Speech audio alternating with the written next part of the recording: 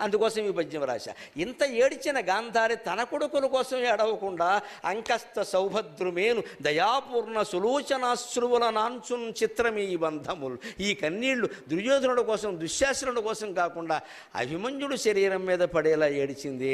ఈ తల్లిని ఏమన్నాలి? జగన్మాత లలితాదేవి అనాలి, ఇంకో మాట లేదు.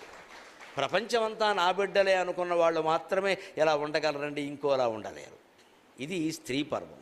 మనం దృష్టి పెట్టుకోవలసింది మగవాళ్ళందరికీ చెబుతున్న మొహమాటం లేకుండా అనేక రకాల వ్యసనాల పాలయ్యేటప్పుడు, ఆస్తులు తగలబెట్టేటప్పుడు, రకరకాల పిచ్చి వ్యాపారాలు చేసేటప్పుడు, తీయకూడని సినిమాలు తీసేటప్పుడు దయచేసి భార్యల్ని సంప్రదించి వారి అనుమతితో ఆ పని చేయండి. వారి అనుమతితో ఆ పని చేయండి.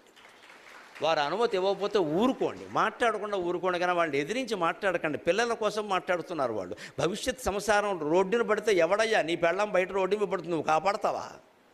నా ఇష్టం అంటే ఎలాగా? తమాస్తి తాము ఖర్చు పెట్టుకోవడం కాదన్న భార్య పేరు మన దాన్ని కూడా లాక్కుని ఖర్చు పెట్టే మహానుభావులు ఉన్నారు. ఎప్పటికొస్తుంది ఈ సమాజానికి బుద్ధి?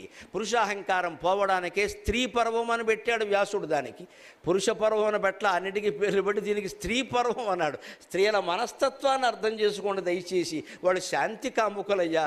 అవతలవాడు పోయినా యువతలవాడు పోయినా తన బిడ్డ పోయినట్టే బాధపడతారయ్యా. స్త్రీ హృదయం అంటేనే సున్నితత్వం, లాలిత్యం. ప్రతి స్త్రీ లలితాదేవి స్వరూపం, లాలిత్యం వాళ్ళ స్వభావం. ఎందుకు ఏడిపిస్తారని భారతం చెబుతోందండి. అది స్త్రీ పర్వం. ఇంకొక మాట